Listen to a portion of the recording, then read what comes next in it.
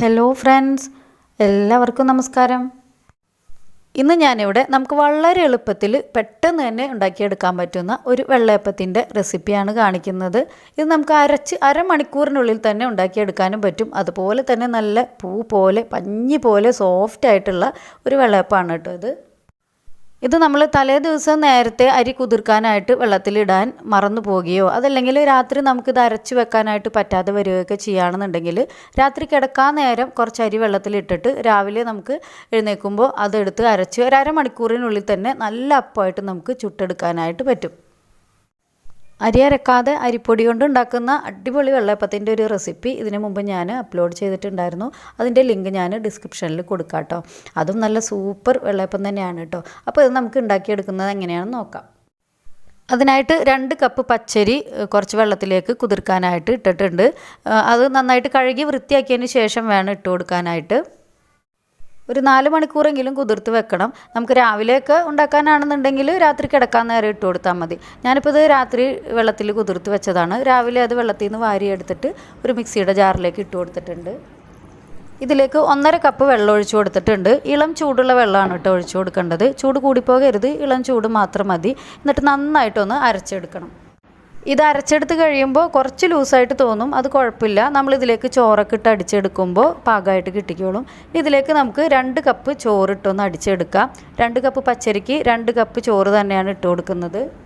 ചോറിട്ട് കൊടുക്കുമ്പോൾ നമ്മൾ വെളുത്തരിയുടെ ചോറാണ് ഇട്ട് കൊടുക്കുന്നതെന്നുണ്ടെങ്കിൽ വെള്ളപ്പത്തിന് നല്ല കളർ കിട്ടും കേട്ടോ. ഞങ്ങളിവിടെ മട്ടരിയുടെ ചോറാണ് അധികം യൂസ് ചെയ്യുക, അപ്പോൾ അതുകൊണ്ട് അതാണ് ഇട്ട് കൊടുക്കുന്നത്. അപ്പോൾ ചെറിയൊരു കളർ വ്യത്യാസം തോന്നും, എന്നാലും കുഴപ്പമൊന്നുമില്ല. ടേസ്റ്റ് വൈസ് ഒരു കുഴപ്പവും ഉണ്ടാവില്ല.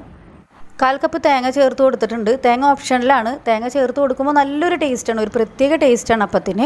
പക്ഷേ തേങ്ങ ചേർക്കുമ്പോൾ നമുക്ക് കുറച്ചും കൂടി ടൈം പൊങ്ങാൻ വെക്കേണ്ടതായിട്ട് വരും. അരമണിക്കൂർ പോരാതെ വരും. അപ്പോൾ ഇത് നിങ്ങൾക്ക് താല്പര്യം ഉണ്ടെങ്കിൽ മാത്രം ചേർത്ത് കൊടുത്താൽ മതി. ഇനി ഇതിലേക്ക് 2 ടീസ്പൂൺ പഞ്ചസാരയും ഇതിലേക്ക് ആവശ്യത്തിനുള്ള ഉപ്പ് ഇട്ട് കൊടുത്തിട്ടുണ്ട്.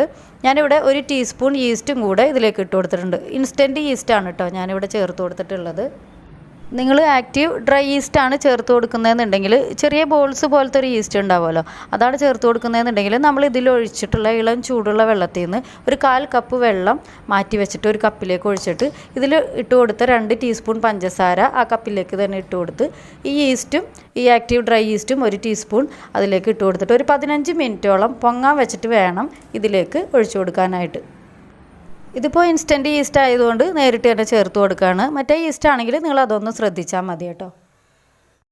ഇതിലേക്ക് ഇനി വെള്ളമൊന്നും ഒട്ടും ചേർത്ത് കൊടുക്കേണ്ട ആവശ്യം വരാറില്ല കേട്ടോ. ഏകദേശം കറക്റ്റായിട്ട് തന്നെ കിട്ടാറുണ്ട്. എങ്കിലും നിങ്ങൾ അരച്ചെടുത്തതിന് ശേഷം വെള്ളം നോക്കിയിട്ട് ആവശ്യമുണ്ടെങ്കിൽ മാത്രം ഒന്ന് ചേർത്ത് കൊടുത്താൽ മതി. ഇത് ഒരു പ്രാവശ്യമായിട്ട് അരച്ചെടുക്കാൻ പറ്റിയില്ലെങ്കിൽ 2 ബാച്ചായിട്ടൊന്ന് അരച്ചെടുത്താൽ മതി. ഇപ്പോൾ ഇത് കുറച്ച് ലൂസായിട്ട് തോന്നിയാലും അരമണിക്കൂറൊക്കെ കഴിയുമ്പോൾ ഇത് നല്ല പാകത്തിനായിട്ട് കിട്ടിക്കൊള്ളൂ കേട്ടോ. അതുപോലെ തന്നെ അരമണിക്കൂറിൽ കൂടുതൽ ടൈം ഉണ്ടെങ്കിൽ വെക്കുകയാണെങ്കിൽ വളരെ നല്ലതാണ്. 1-2 മണിക്കൂറൊക്കെ വെക്കുകയാണെങ്കിൽ വെള്ളയപ്പം നല്ല അടിപൊളിയായിട്ട് തന്നെ കിട്ടും കേട്ടോ. മിനിമം അരമണിക്കൂറെങ്കിലും വെക്കണം. ഇനി ഇതൊന്ന് മൂടി വെച്ചിട്ട് നമുക്ക് പൊങ്ങാൻ വേണ്ടിയിട്ട് മാറ്റി വെക്കാം. അപ്പോൾ അരമണിക്കൂറിന് ശേഷം ഞാൻ മൂടി തുറന്ന് നോക്കുമ്പോൾ നമ്മുടെ മാവ് പൊങ്ങി നല്ല പാകത്തിനായിട്ട് കിട്ടിയിട്ടുണ്ട്. ഇനി നമുക്കിതൊന്ന് ചുട്ടെടുക്കാം. നമ്മൾ സാധാരണ വെള്ളയപ്പം ചുട്ടെടുക്കുന്നത് പോലെ തന്നെ ഓരോ തവി മാവ് ചൂടായ പാനിലേക്ക് കോരി ഒഴിച്ച് ഇതുപോലെ ഒന്ന് ചുറ്റിച്ചെടുക്കുക.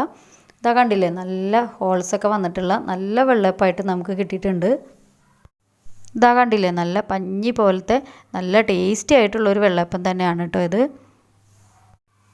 അപ്പോൾ ഇനി ബാക്കിയുള്ളതും നമുക്ക് ഇതേ രീതിയിൽ തന്നെ ചുട്ടെടുക്കാം.